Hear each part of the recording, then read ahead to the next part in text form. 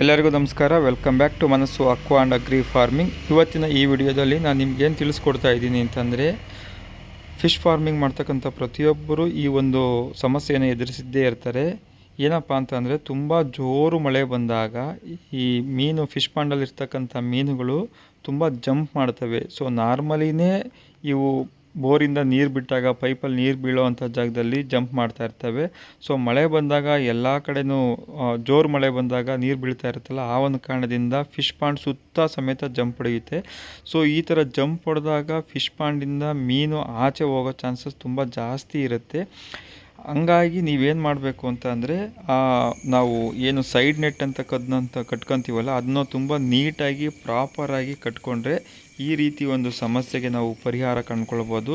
ಇಲ್ಲಿ ನೋಡಿ, ನಾನು ಕಟ್ಟಿರ್ತಕ್ಕಂಥ ಸೈಡ್ ನೆಟ್ ಎಲ್ಲ ಬಿದ್ದೋಗಿದ್ರಿಂದ ಈ ರೀತಿ ಮೀನು, ನಾನು ಇಮೇಜಲ್ಲಿ ತೋರಿಸ್ತಾ ಇದ್ದೀನಿ ನೋಡಿ, ಆ ರೀತಿ ಮೀನು ಫಿಶ್ ಪಾಂಡಿಂದ ಜಂಪ್ ಹೊಡೆದು ಆಚೆ ಬಿದ್ದಿದೆ. ಸೊ ಈ ರೀತಿ ಇದು 1-2 ಮೀನಲ್ಲ, ತುಂಬ ಮೀನು ಈ ಥರ ಜಂಪ್ ಹೊಡೆಯುತ್ತೆ ಮಳೆ ಬಂದಾಗ. ಅದು ಜೋರು ಮಳೆ ಬಂದಾಗ ಜಾಸ್ತಿ ಈ ರೀತಿ ಜಂಪ್ ಹೊಡೆಯುತ್ತೆ. ಸೊ ಹಾಗಾಗಿ ನಾನು ರೈತರಿಗೊಂದು ಏನು ಸಜೆಷನ್ ಕೊಡ್ತೀನಿ ಅಂತಂದರೆ, ಸೊ ಈ ರೀತಿ ಜೋರು ಮಳೆ ಬಂದಾಗ ಯಾವುದಕ್ಕೂ ಒಂದು ಸರಿ ನೀವು ನಿಮ್ಮ ಫಿಶ್ ಪಾಂಡ್ನ ಒಂದು ರೌಂಡ್ ಹಾಕೊಂಬಂದರೆ, ಸೊ ನಾನು ಈ ರೀತಿ ಒಂದು ಫಿಶ್ ಪಾಂಡ್ನ ಫುಲ್ಲು ರೌಂಡ್ ಹಾಕೊಂಬಂದಾಗ ನನಗೆ ಆಲ್ಮೋಸ್ಟ್ ಅಂದರೆ ಎಲ್ಲಿ ಸೈಡ್ ನೆಟ್ಟು ಕಿತ್ಕೊಂಡು ಬಿದ್ದೋಗಿದೆಯೋ ಅಲ್ಲಿ ಮಾತ್ರ ಮೀನು ಆಚೆ ಬಂದಿದೆ. ಬೇರೆ ಕಡೆ ಎಲ್ಲ ಸೈಡ್ ನೆಟ್ ಕರೆಕ್ಟಾಗಿರೋ ಕಡೆ ಎಲ್ಲ ಏನಾಗಿದೆ, ಮೀನು ಜಂಪ್ ಮಾಡಿ ಅಲ್ಲೇ ಏರಿ ಮೇಲೆ ಮೀನು ಬಿದ್ದಿದೆ.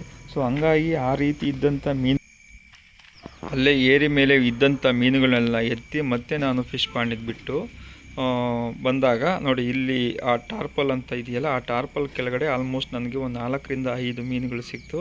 ಇವು ತುಂಬ ದೊಡ್ಡ ಸೈಜ್ ಇದ್ದಂಥ ಮೀನುಗಳೇ ಜಾಸ್ತಿ ಮಳೆ ಬಂದಾಗ ಜಂಪ್ ಹೊಡೆಯುತ್ತೆ. ಸೊ ಈ ಒಂದು ಎಲ್ಲ ಕಾರಣಗಳಿಗೋಸ್ಕರ ನೀವು ಮಳೆ ಬಂದಂಥ ಸಂದರ್ಭದಲ್ಲಿ ನೀವು ಫಿಶ್ ಪಾಂಡ್ಗೆ ಹೋಗಿ ಒಂದು ರೌಂಡ್ ಹಾಕೊಂಬಂದರೆ ನಿಮಗೆ ಅಲ್ಲಿ ವಾಸ್ತವಾಂಶ ಏನಾಗಿದೆ ಅನ್ನೋದ್ರ ಬಗ್ಗೆ ನಿಮಗೆ ಪೂರ್ಣ ಮಾಹಿತಿ ಸಿಗುತ್ತೆ.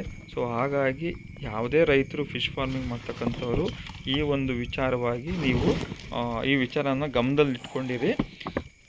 ಯಾರೇ ಒಬ್ಬ ರೈತರು ಈ ಥರ ಒಂದು ಏನು ಎಲ್ಲ ಚಾಲೆಂಜಸ್ ಬರುತ್ತೋ ಇದನ್ನೆಲ್ಲ ಫೇಸ್ ಮಾಡೋಕ್ಕೆ ರೆಡಿ ಇರ್ತಕ್ಕಂಥವ್ರು ಮಾತ್ರ ಫಾರ್ಮಿಂಗ್ ಮಾಡಲಿಕ್ಕೆ ಬನ್ನಿ. ಏಕೆ ಅಂತಂದರೆ, ಸುಮ್ಮನೆ ನಾನು ಮಳೆ ಬಂತು ಅಂತ ಹೇಳ್ಬಿಟ್ಟು ಮನೆ ಒಳಗೆ ಕೂತ್ಕೊಂಡಿದ್ದರೆ ಈ ಫಾರ್ಮಿಂಗ್ ಅನ್ನತಕ್ಕಂಥದ್ದನ್ನ ಸಕ್ಸಸ್ ಮಾಡಲಿಕ್ಕಾಗಲ್ಲ.